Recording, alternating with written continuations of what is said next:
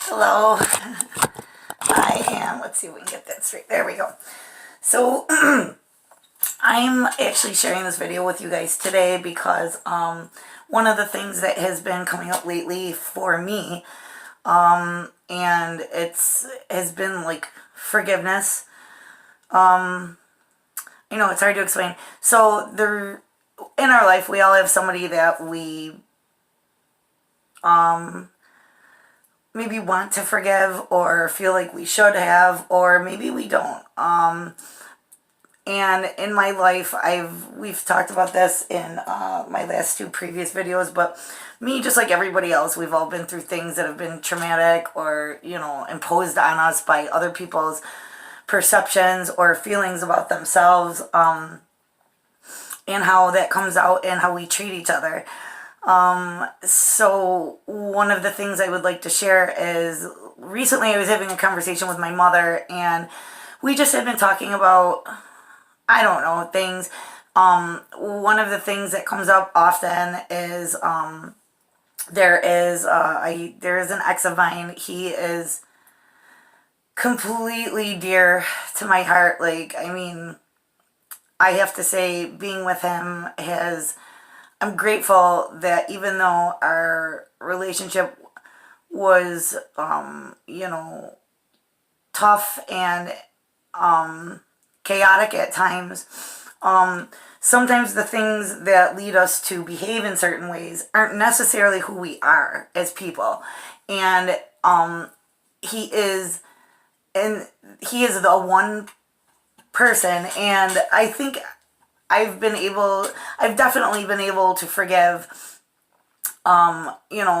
like any person I've ever been with, because as much as something might have been their fault, I also had my part in either triggering something in them that, and that's what we forget to realize as human beings, is that we may trigger somebody into feeling a certain way or acting a certain way, and they're not even sure why they're responding to it like that.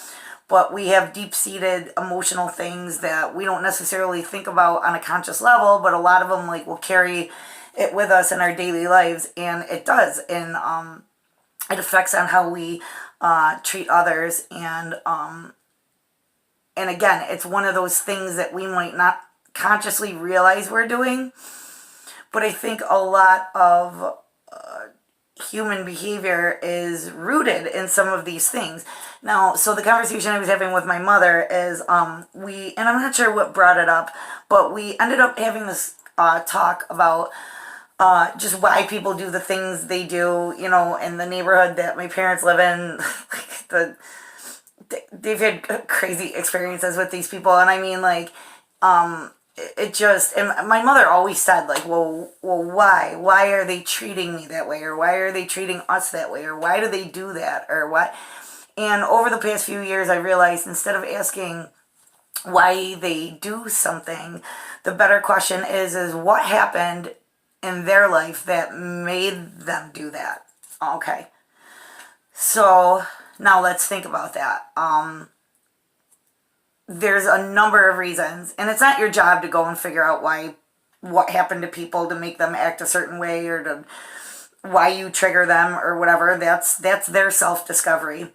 But what is our responsibility is how we let that affect ourselves and how we process that for ourselves. So my and a lot of this goes back to how we are raised by not our parents, but how can I explain it? It's like the chain of events, or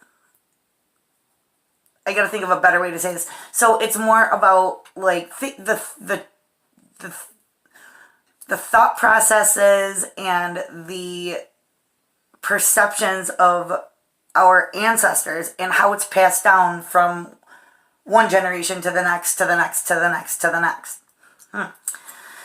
So what recently struck me is that in my own family, I remember being a little girl, and my grandparents were amazing people. They really were, just such hard workers. I'm laughing because my cat is playing with like the light on the wall, and it just she's always around when I'm doing like talks like this, and when I'm doing card readings and things like that. She literally looks to be like in the middle of the pile, like, which I love it. It drives me crazy sometimes, but it's, animals see spirit better than we do, and so I think she just likes to be in the action because it's there and it's always like a nice feeling. So anyways, I recently was talking about this with my mother, and she had mentioned, like, why about the neighbors and like why they treat her, and I wonder why they do this. And what I brought up was, I said about grandma and grandpa. I mean, I remember being a little girl, and my grandma grew up in a neighborhood where she was a different nationality than what was prevalent in the neighborhood at the time. So, and this goes for this happens all over the place, all the time. But as a little girl, it scared her because she, just like any child would, you would try to make friends and connect with others. And because of the prejudices at the time, and especially at that time, we're going back to I think my grandmother was born in 1929. So, we're going back to the 30s and 40s, and we all know that through history that every different, any ethnic group of people that was different or new experienced a lot of prejudices, and, especially in America, which it was like everyone had their turn, so to speak. And so, on my father's side, my grandfather experienced something, really traumatic and crazy, because there was the fear of, that we were going through World War II and like whatever else. And as being a Jewish man, he was heavily discriminated against, and like just a real crazy situation. And fear. So fear is a really heavy, that's a really like heavy duty feeling. And when people are afraid, they act out in ways that they most likely wouldn't normally act. And so that's a story for another time. But going back to my grandma, my grandmother grew up in a neighborhood where, again, she was of different ethnic background than those around her. And from what I gathered from her stories growing up, was that, they singled her out, they were mean, they made fun of her. And again, we've all experienced this for, one reason or another. Some of us may have done this to others as a child. And again, it just comes from whatever your perception is at the time and whatever's handed down to you. Because if we think about it, children don't have any perception except what is shown to them or what is exemplified or displayed, or unless it's something they witness. Children are just open, they'll play with anybody. So what's unfortunate is the children who were responsible for singling my grandmother out, how sad is that whatever they picked up because of the adults in their life or their community, but again, from the adults in their life. So again, this is handed down. So one of the things that was handed down, inadvertently to my mother and then to me was this feeling of, like, well, why did they treat me that way, or why me, or, and it's like a generational hurt. And I feel like even though that's very human and we all carry those experiences with us that do hurt us and that do change us in a certain way, I look now and I look back and I'm grateful for a lot of these things because it helped make me into who I am. And I'm grateful for the insights that I've come across. And trust me, it's been a long, arduous road. 10 years ago, even 5 years ago, I don't even think my thought process went into this direction. But I said to my mother, I said, Mom, and I kind of I delved into that a little bit about what we learned inadvertently from grandma, and just it was just grandma wasn't trying to like hammer anything into our brains or into our minds. It was more she was just expressing how that affected her. And you know, any human would be affected by things like that. As humans, we long to be in a community and be accepted and be friends, and especially when you're the new person in town, the new adult in town, but especially the new child in town, you want to, interact and play and make friends. And for anybody that has to go through a time where you are shunned away from the community, or you are made to feel that you are not part of it, or not accepted, I mean, that creates an extremely lonely feeling for people. And it doesn't matter who you are, how strong you are. That loneliness, it permeates. It permeates, I mean, into your psyche, into your soul, into your heart, into your fiber. And I mean, when I was, probably 10 years old, my grandmother was already in her 50s at least. And so, I mean, that just shows you how substantial the hurt was that she had. And so it's less about wondering why people do things, but it's more about the forgiveness that we have to find within ourselves to extend to them. And my mother said, no, it's Scorpios, because I'm a Scorpio, my mother's a Scorpio, my grandmother was a Scorpio. Within 3 days of each other, it goes 369, and so our birthdays are very close, and so we carry a lot of that same energy. And the little bit I do know about astrology, Scorpios are intense. We can be controlling, possessive, and intense, very intense. And we are all of those things.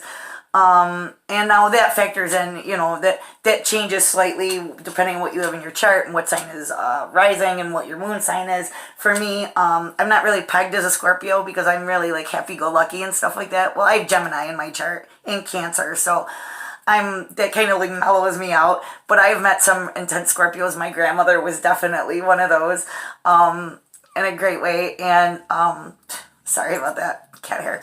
And my mother is more a little more of a balance between my grandmother and I. So, but when it comes to children, family, and friends, we are fierce. Oh my goodness, fierce, and it like scares people sometimes.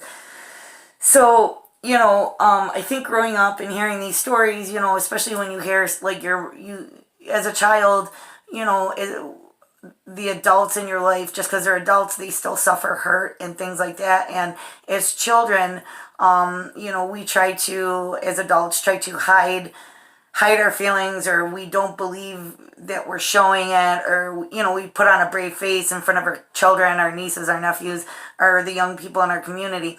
But what happens is children are perceptive, just like animals, just like when you're sad or you're sick and your dog or your cat comes near you to cuddle. They can feel that. They can feel that from you.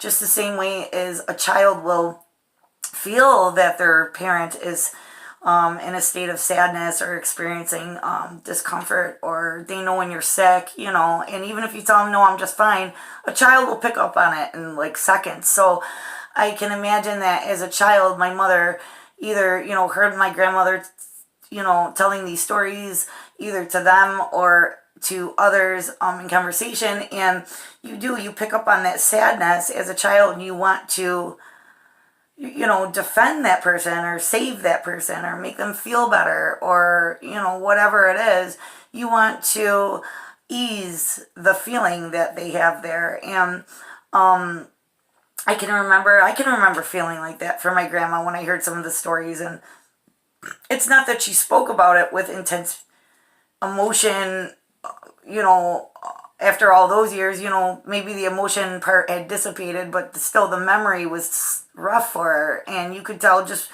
by what she had recounted in these stories, about getting beat up and, excluded, and the adults participated. I mean, in that, just like, how do you treat a child like that, But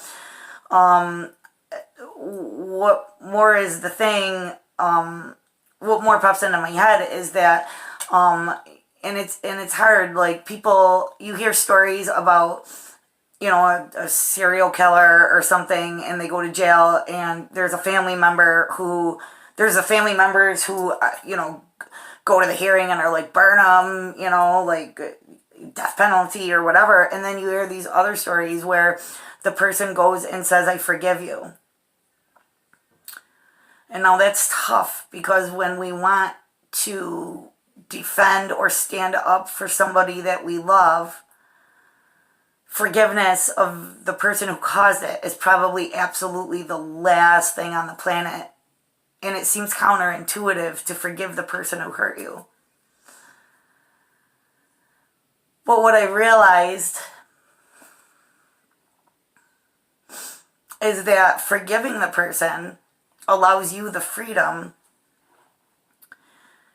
to move on with all the goodness that there is inside the human heart, and all the goodness that there is inside of you, and not forgiving